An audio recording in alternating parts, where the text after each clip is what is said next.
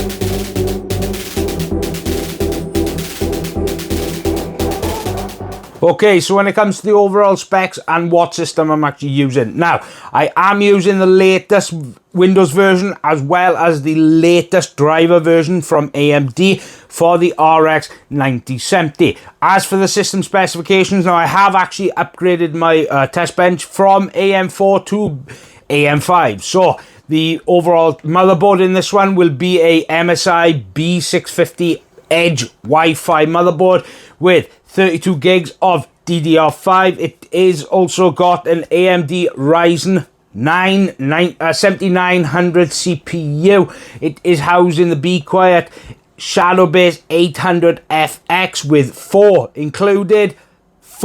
140 Lightwing fans, and of course the overall testing I did use the Noctua NHD15 Gen 2, and of course it's got a 1000-watt Kolink power supply. Okay, so what we're going to do first of all, we're going to actually do the gaming benchmarks first. Now, I've done 2 different types of tests. I have done ones with particular just RT games, and then I've also done overall game benchmarks at just 1440p and 4K. Didn't include 1080p because I don't play at 1080p, so I didn't see the point. Now, as for at 1440p resolution, high settings, now for Far Cry 6, the averages for the FPS were 151 FPS with a 1% low of 110 FPS. Now, I did include Starfield, and Starfield at high settings at 1440p. The averages were 114 FPS with a 1% low of 95 FPS. I also did include the new Indiana Jones. So the Indiana Jones at high settings of 1440p. The averages were 99 FPS with a 1% low of 87. Hogwarts Legacy. This was at high settings, no RT, but at 1440p. So the averages for that were at 123 FPS with a 1% low of 103. Now, Call of Duty. That will be for the averages 175 FPS with a 1% low of 141 FPS.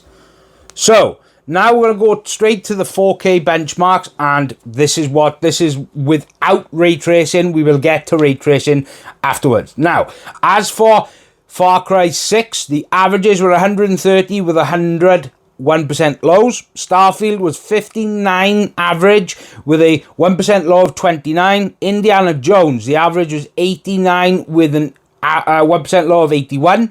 Hogwarts Legacy, the averages were 104 with a 1% low of 96. And Call of Duty 6 was also an average of 102 FPS with a 1% low of 78 FPS.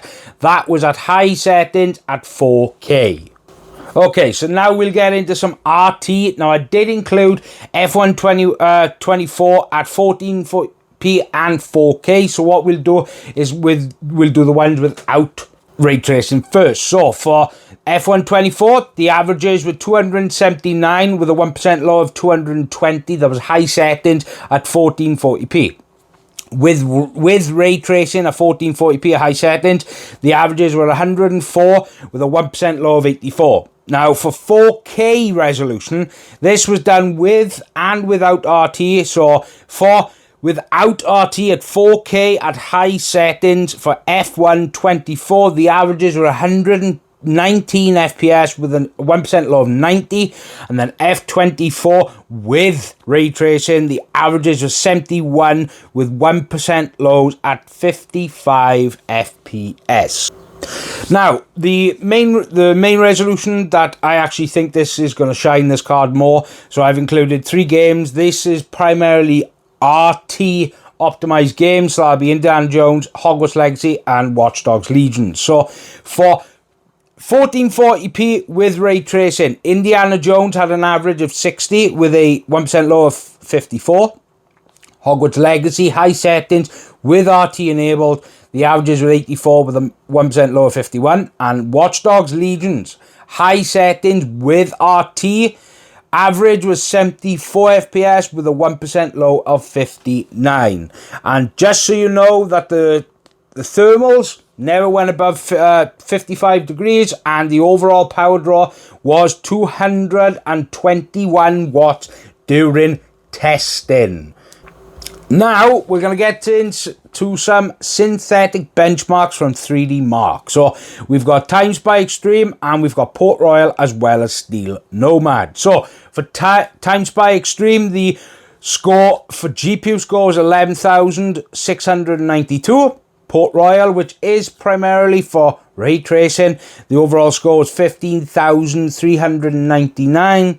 And then Steel Nomad is primarily FPS bound, so the FPS I had with that was 58.37 FPS. So now okay then, so what did you think of that? Now yes, I went through a lot of testing. I was benchmarking 2 cards at the same time through 1440p and 4K resolutions, because I wanted to give you guys at least some games that are quite new and quite demanding to show you the overall performance, from like the new Indiana Jones to Hogwarts Legacy or Starfield, which are very high demanding games.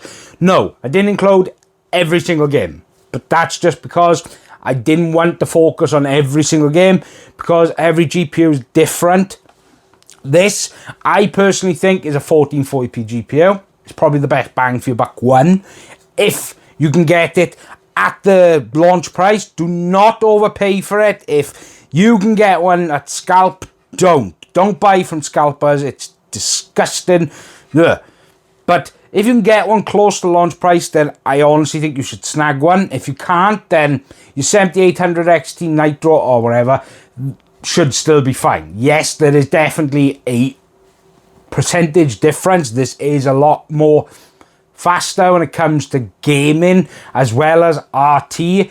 It's definitely faster when it comes to them 2 aspects. Now, the design, of course, I like the design of the Pulse. This one's a lot bigger than the other one I had, but still. Now, I have requested the 9070 XT because I want the Nitro version in to do a comparison with my 7800 XT Nitro. It's because they're very similar, but obviously they're different in certain aspects when it comes to the overall design. So I really want to get that in, or at least the Nitro version of this, or whatever. I want an XT because I want to do that video as well, to give you guys more content. Like, I'm trying to give you as much different content as possible.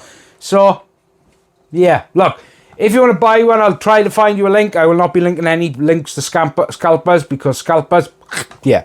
But if you can snag one or get one at the launch price, then get one. If you can't, then at least you know your 7800 XT, you're fine for now until the prices come down.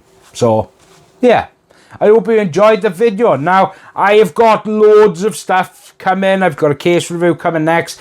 Then I've got something coming from Thermaltake and stuff. I've got loads of stuff here. Microphones, I got loads of stuff. I got gaming mice. I got loads of stuff coming, and stuff that are here that I need to get through. So yeah, If you enjoyed the video, please give me a big thumbs up. Please subscribe to the channel because it does mean a lot to me. And as always, this is Richard for WELSHYTECH. I hope you have a fantastic week and weekend ahead of you. Goodbye.